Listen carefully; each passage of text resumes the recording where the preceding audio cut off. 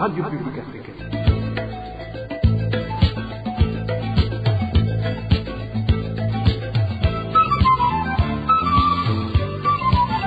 Radio Publique Africaine.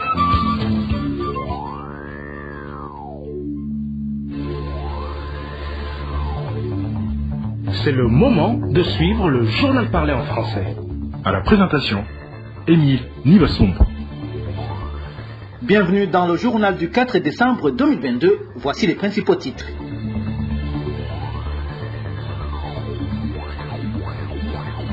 Si le rapatriement volontaire des réfugiés burundais échoue carrément, la Tanzanie sera obligée de fermer les camps et de les renvoyer au Burundi avec l'appui de la communauté internationale. Vous allez suivre le chargé des questions des réfugiés dans le gouvernement tanzanien au début du journal. Il menace de suspendre leurs activités. Les enseignants vacataires de la commune Mutaro ne comprennent pas pourquoi ils ne sont pas payés à temps alors que les parents contribuent régulièrement leur rémunération. Et le gouvernement devrait éradiquer la pauvreté dans le pays pour espérer faire disparaître le phénomène des enfants de la rue. Le politique Frédéric Bamvuginyumvira va également s'exprimer au cours de cette édition. Tout de suite, le développement des titres.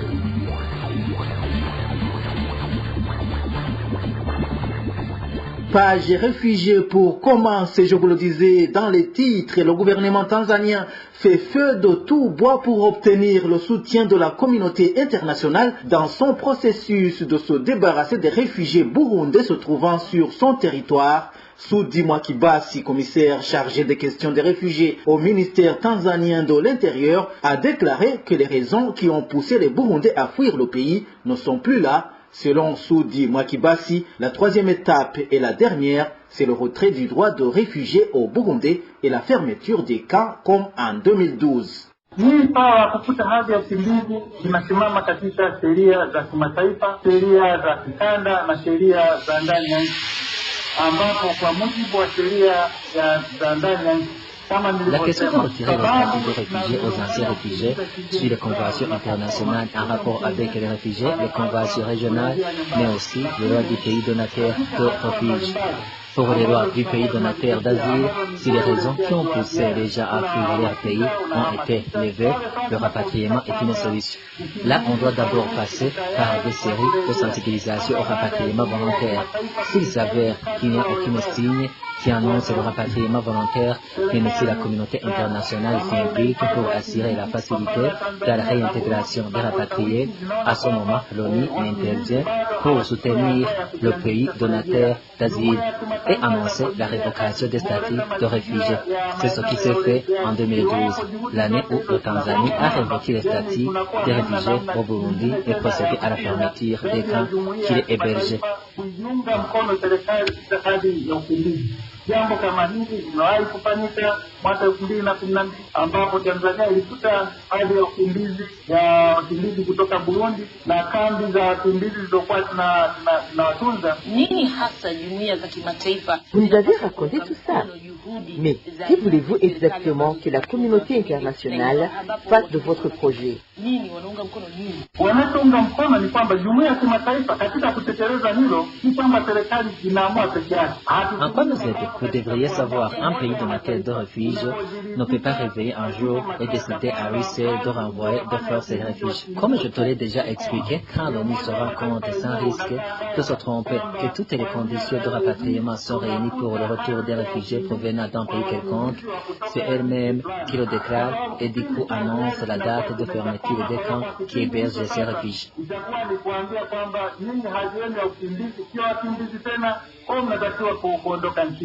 Soudi Mwakibasi s'exprimait mercredi sur Azam TV, une télévision tanzanienne privée. Ce jour-là, une délégation des autorités burundaises effectuait une descente dans le camp des réfugiés d'Onduta. La journaliste d'Azam TV lui a également demandé ce que prévoient les conventions internationales pour décider le retrait du droit de réfugié. Natokea pale hali iliyosababisha mkimbizi aikimbie nchi yake, na sababu zinapokuwa zimekoma Révoquer le statut de réfugié pour les anciens réfugiés se fait si ce qui avait poussé ces personnes à fuir leur pays n'est plus. Dans son cas, pour tout réfugié dont ces raisons existent depuis, l'on lui retire le statut de réfugié. Aussi, une personne peut perdre le statut de réfugié s'il s'avère qu'il a été dans son pays natal pour retourner dans son pays d'exil. Un réfugié qui sera coupable de fautes lourdes contre le pays qui lui donne exil, même si ce n'est pas politique, peut perdre le statut de réfugié. Cependant, pour le cas des réfugiés burundais, on n'en est pas encore là. Depuis 2017, nous essayons de promouvoir le rapatriement volontaire.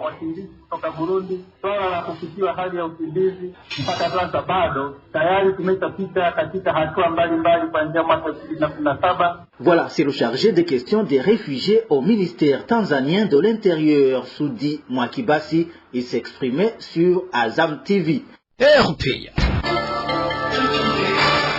Nous vous le disions avant-hier que le chef d'état-major Prime Niyongabo a pris l'avion jeudi avec des billets, une somme colossale de $200 000.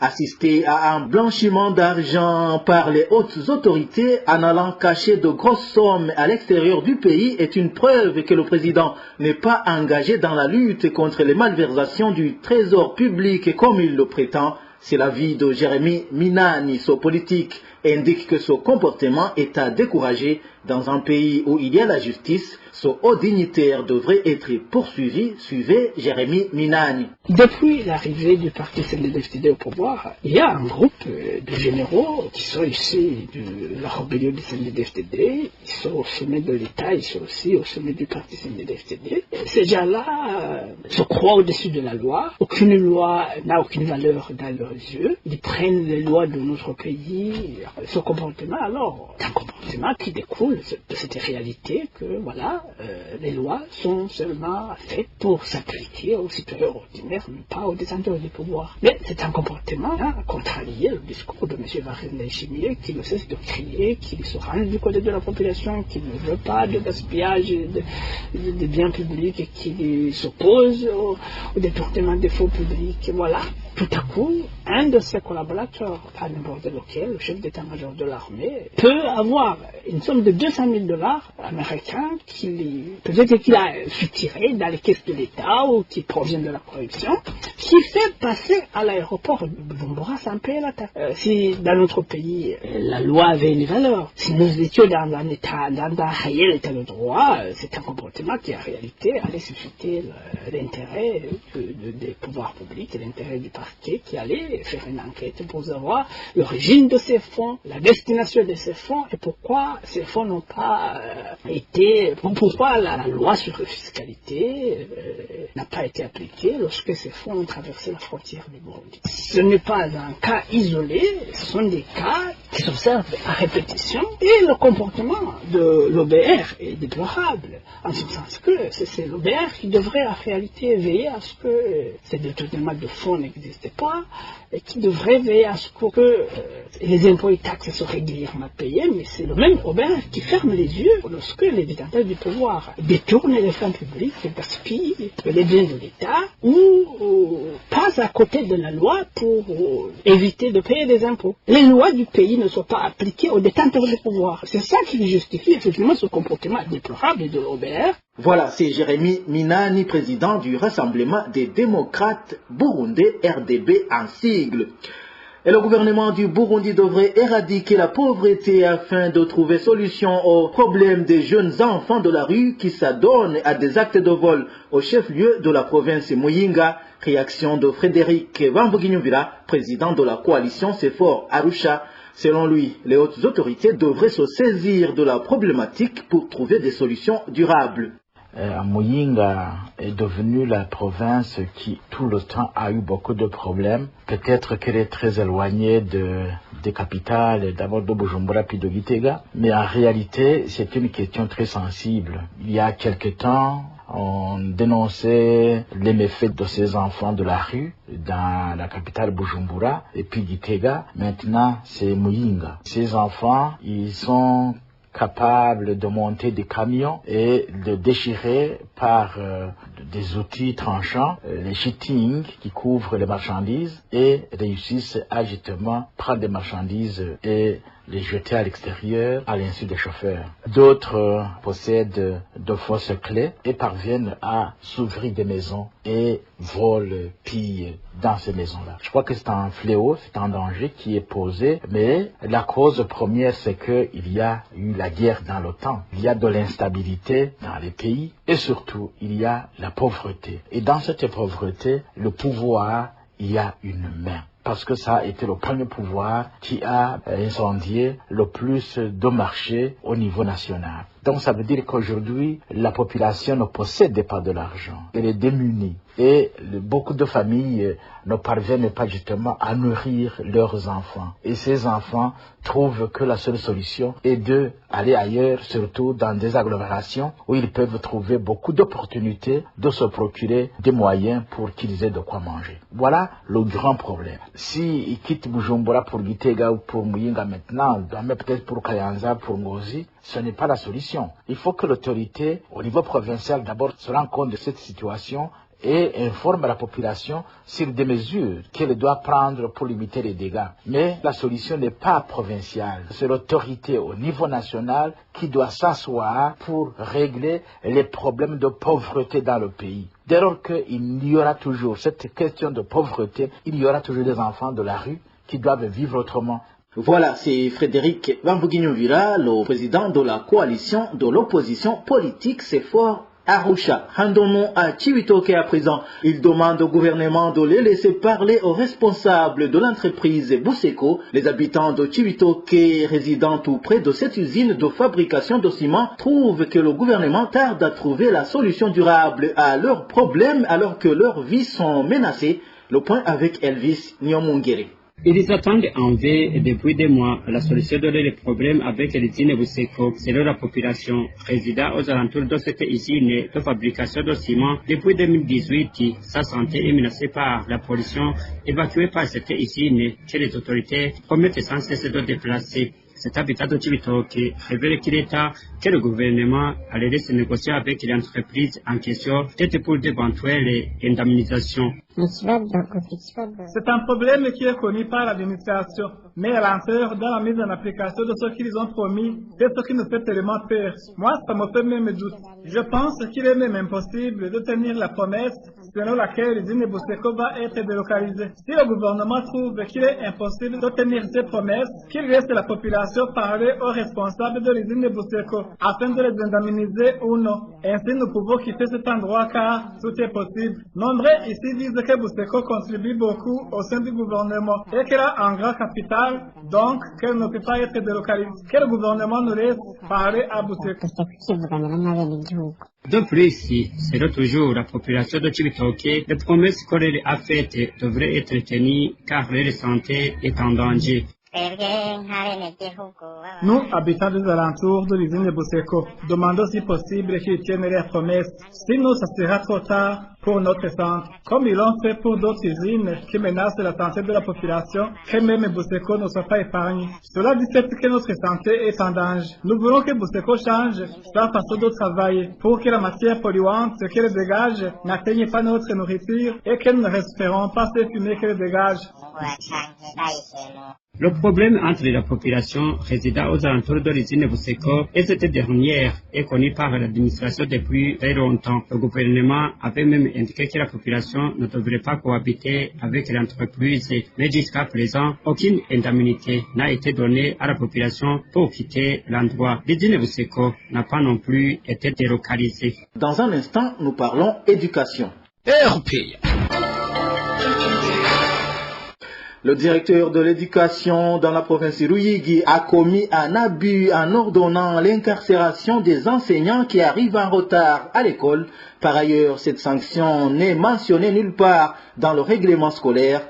Réaction de Lali Nibizi qui précise que les activités quotidiennes d'une école sont suivies en premier lieu par le directeur de l'école. La supervision de la présence à l'école des enseignants n'est pas du ressort du directeur provincial de l'enseignement. Normalement, la gestion des enseignants, la gestion au quotidien, est assurée par le directeur de l'école avec des organes qui sont reconnus à l'école. Quand il y a au niveau de l'école fondamentale, nous avons la présence des maîtres responsables à l'école post-fondamentale, ce que nous pouvons appeler le secondaire, il y a des préfets des études, il y a d'autres organes qui s'en occupent. Et la gestion de la présence à l'école est soumise à une réglementation, une gestion interne de l'école, mais aussi une réglementation au sein du statut général des fonctionnaires. Et parmi les responsables de la gestion directe des enseignants, des professeurs, le directeur provincial de l'enseignement n'est pas inclus. Encore moins le pouvoir de faire emprisonner les enseignants.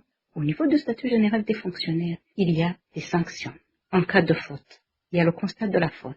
Il y a le dialogue avec l'enseignant concerné. Il y a des correspondances. Il y a des sanctions. Et au niveau des sanctions, la prison ne fait pas partie de la liste. Le directeur provincial de l'enseignement en province de Loyiki, qui ose emprisonner des enseignants parce qu'ils sont en retard, là vraiment c'est un excès, c'est une certaine usurpation du pouvoir. D'abord, c'est pas son domaine. Ensuite, cette sanction n'existe nulle part dans la réglementation en vigueur. Il viole la loi, il outrepasse ses pouvoirs et il devrait arrêter ça. C'est de la tyrannie. Ça, c'est en fait le mauvais usage de ses responsabilités et il devrait être sanctionné. L'éducatrice Elali Niwizi conseille aux enseignants victimes de cet abus de porter plainte. Elle interpelle également les responsables des syndicats et ceux du secteur de l'éducation de ne pas rester silencieux devant cette injustice.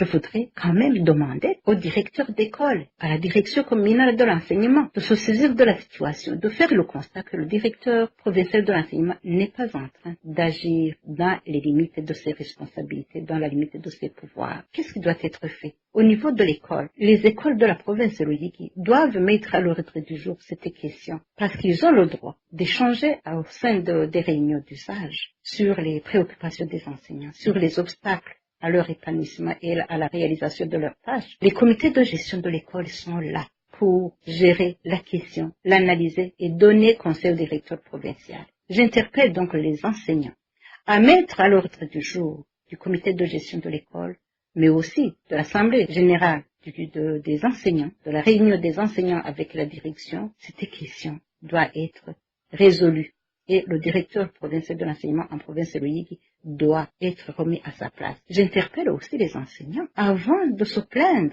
de saisir leurs syndicats. Il y a plusieurs syndicats qui agissent dans les écoles, de se saisir de leurs syndicats et que les syndicats puissent mettre à l'ordre du jour des rencontres avec le directeur provincial de l'enseignement et même au niveau national, de soumettre la question au ministre afin que le ministre instruise les directeurs provinciaux. S'ils ignorent, qu'il les informe de la manière dont les enseignants sont gérés, que ce soit au niveau de la gestion quotidienne, mais aussi que ce soit au niveau de la gestion administrative. Là, c'est vraiment de la tyrannie et de la violation de la loi. Il devrait cesser et les enseignants devraient même porter plainte contre ce directeur provincial de l'enseignement. Ça, c'est de la dictature, ça, c'est le mauvais usage de son pouvoir. Voilà, c'est l'éducatrice Elali Niwizi. Toujours en page éducation, certains enseignants de la province Gitega déplorent que le ministre ayant l'éducation dans ses attributions applique des sanctions différentes aux enseignants coupables d'octroi des questionnaires des examens aux élèves. Il se réfère à la situation où 2 enseignants ont été attrapés en train de donner des questionnaires d'examen aux élèves mais qui ont été punis différemment. Certains enseignants dénoncent le favoritisme. Dany Claire et la trouve. Parmi ces 2 enseignants évoqués par ces enseignants de la province de Gitega, le premier s'appelle Ndaya Fugwa Célestin. Il était conseiller pédagogique à la direction communale de l'éducation à Gitega lorsqu'au 2e trimestre de l'année scolaire 2020-2021, il s'est rendu coupable d'octroi des questionnaires d'examen à une élève. Pour cette infraction, le statut général des fonctionnaires en vigueur stipule que la sanction à infliger à toute personne coupable est la révocation de la fonction publique selon ces enseignants. Cependant, le ministre de l'Éducation nationale et de la recherche scientifique, François Havyarimana, lui a infligé une suspension de 3 mois seulement sans salaire. Mais, après cette punition, il a promis à le nommant directeur de l'école fondamentale de Kinyinya, ce qui a étonné plus d'un. Le second enseignant est Elias Gindakumana, qui était enseignant au lycée Sacré-Cœur, situé au quartier Yoba de la ville de Gitega. Au troisième trimestre de l'année scolaire 2021-2022, lui aussi s'est rendu coupable de la même infraction que le premier enseignant déjà cité. Quant à lui, le ministre de l'Éducation l'a récemment révoqué de la fonction publique.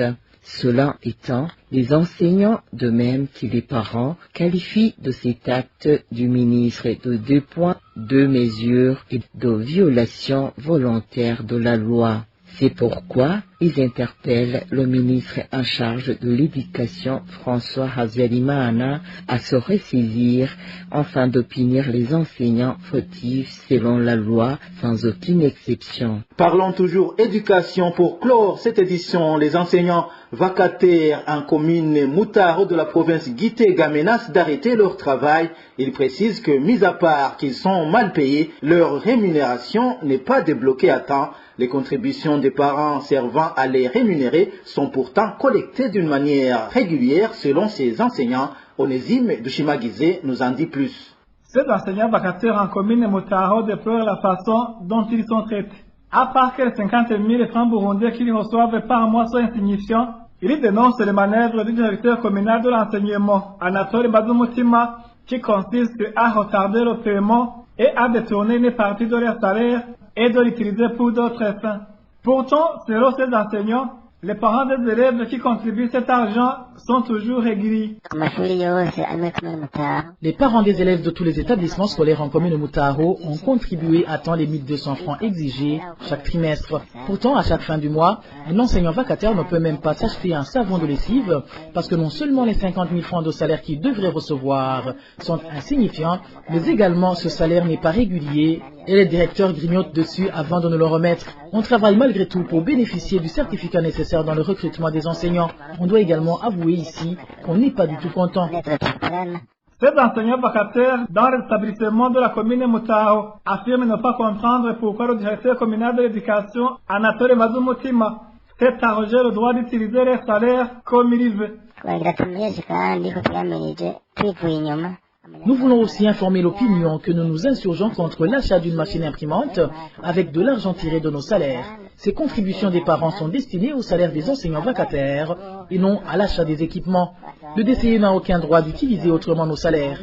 Nous demandons aux instances chargées de la lutte contre la corruption de se rendre sur place pour s'enquérir de la situation, surtout en ce qui est de l'utilisation de ces contributions des parents des élèves. Ces enseignants vacataires de la commune Moutaro demandent d'être rétablis dans leurs droits. Sinon, ils seront obligés d'abandonner le travail. À ce propos, la rédaction de la RPN n'a pas encore pu joindre Anatole Bazumutima, le directeur communal de l'éducation en commune Moutaro. Voilà, c'est par ici que nous mettons un point final au journal du 4 décembre 2022. Merci à vous tous qui nous avez suivis. À la présentation, c'était Émile Niwasumba. Au revoir.